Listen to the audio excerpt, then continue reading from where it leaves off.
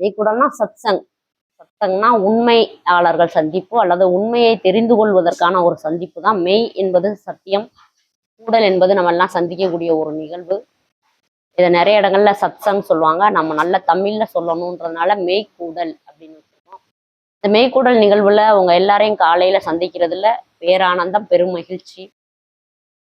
அதிலும் குழந்தைங்க எல்லாம் இவ்வளோ தூரத்துக்கு தங்களோட அத்தனை ஓய்வு தூக்கத்தை எல்லாம் கடந்து வந்திருப்பது ரொம்ப ஆனந்தம். ரொம்ப அற்புதமான ஒரு காலை பொழுது. நல்ல விஷயங்களை காதுல கேட்கறது ரொம்ப ரொம்ப சிறப்பான விஷயம்.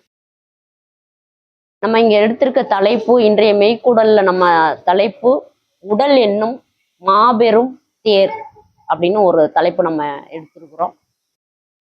உடல் என்னும் மாபெரும் தேர். அதென்ன மாபெரும் தேர்? செத்தா இதைத்தானே ஏத்த போறாங்க ஒரு நாளைக்கு தேர்ல, பாட கட்டி தூக்குவாங்க கோவிந்தா கோவிந்தான்னு. நம்ம இன்னைக்கு மாபெரும் தேர் அப்படின்னா நம்ம யாருக்குமே நம்மளோட இருப்பின் அருமை புரியவே இல்லை, இன்க்ளூடிங் மைசெல்ஃப், என்னை சேர்த்துதான் நான் சொல்றேன். நம்ம எல்லாருக்கும் இந்த நிமிஷத்துல வாழ்க்கை இருக்குன்னு நம்ம யாருக்குமே புரியல. எவ்வளவு அருமையான வாழ்க்கை வாழ்ந்துகிட்டு இருக்கோன்னு தெரியல. ஆஸ்பத்திரியில போய் மூச்சு திணறி ஒரு வெண்டிலேஷனை கொண்டு வந்து வச்சு நாய் மாதிரி இலக்கிய விட்டாதான் புரியும். அது வரைக்கும் புரியாது.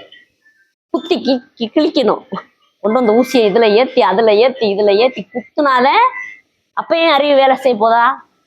அப்பயாவது உணர்வீங்களா? உணர்வோமா இந்த உடம்பு எவ்வளவு அற்புதம்னு? இல்லாததுக்கு ஏங்கிக்கிட்டு இருக்கிறத கோட்டை விட்டுக்கிட்டு நாள் ஒரு வீடியோ போட்டிருந்தோம். நம்ம மரணம் என்பது உங்கள் தலைமையில தொங்கிக்கிட்டு இருக்குது. நாள் பாக்குறவங்க மறுநாள் கண்ணீர் அஞ்சலி போஸ்டர்ல இருக்காங்கன்னு.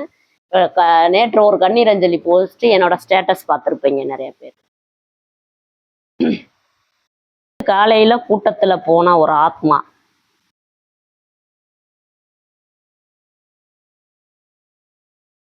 இவங்க எல்லாருக்குமே தெரியும். இவங்க எங்க கூட காசி யாத்ரா வந்தாங்க. சோம்நாத்துக்கு வந்தாங்க. சோம்நாத்தில் என்னோட ரூம்மேட்டு ஃபுல் அண்ட் ஃபுல்லு ஒரு வாரமே எனக்கு அவங்க தான் ட்ரெயினில் பயணிச்சிருக்காங்க. பயணிக்க விரும்புகிற ஒரு ஆத்மா சிவலோக பதவியை நேற்று பெருமாள் கோயில் போயிட்டு படபடன்னு வந்திருக்கு, வேர்த்திருக்கு. கூட்டத்தில் இருக்கே கூட்டங்கள்லாம் கோயிலுக்கு போகக்கூடாதுன்றது படபடன்னு வந்து வேர்த்துச்சு, இறையடி சேர்ந்தாச்சு. நேற்று வரைக்கும் அவங்களுக்கு தெரியுமா காலையில பெருமாள் கோயிலுக்கு கிளம்புன ஆத்மாவுக்கு தெரியுமா நம்ம சாக போறோம்னு? நம்ம வாழ்வோம்னு நமக்கு தெரியுமா? எத்தனை நாளைக்குன்னு தெரியுமா? நல்லா கவனிச்சு பாருங்க. எல்லா கேள்விக்கும் ஒரே பதில் நமக்கு தெரியாது. ஆனா நமக்கு தெரியும் தெரியும் தெரியும்னே ஓடிக்கிட்டு இருக்கிறோம். எல்லாம் தெரிஞ்ச ஏகாம்பரம் மாதிரி நம்மளை ரொம்ப நாள் நம்ம காமிச்சுக்கிட்டே இருக்கோம். உண்மையில நமக்கு ஒண்ணுமே தெரியாது. என்ன தெரியும் நமக்கு? என்ன தெரியும்? சூரியனை பார்க்குறோம், அவ்வளோதான் தெரியும். சூரியனை பற்றி நமக்கு என்ன மாதிரி தெரியுமா?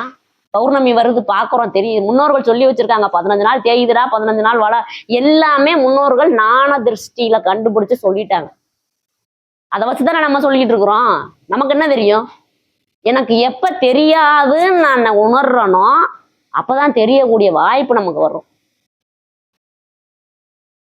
அற்ப உடம்ப வச்சுக்கிட்டு இல்லை இதெல்லாம் கண்கள் இல்லையா, கோலை, தொண்டை, நாக்கு, மூளை வெல்லும் காது, இத்தனை களிமையும் உள்ள வச்சுக்கிட்டு எதை நோக்கி போறோம்னே தெரியாம இந்த உடம்புன்ற பேர அதிசயத்தை உணராம அதை சித்திரவதை பண்ணி அதை அழகா ஜோடிச்சு வச்சுக்கிறாம, அலங்காரம் பண்ணி தேர் மாதிரி வச்சுக்கிறாம சீக்கிரமா பாடைய கட்டி ஏத்திட வேண்டிதான்.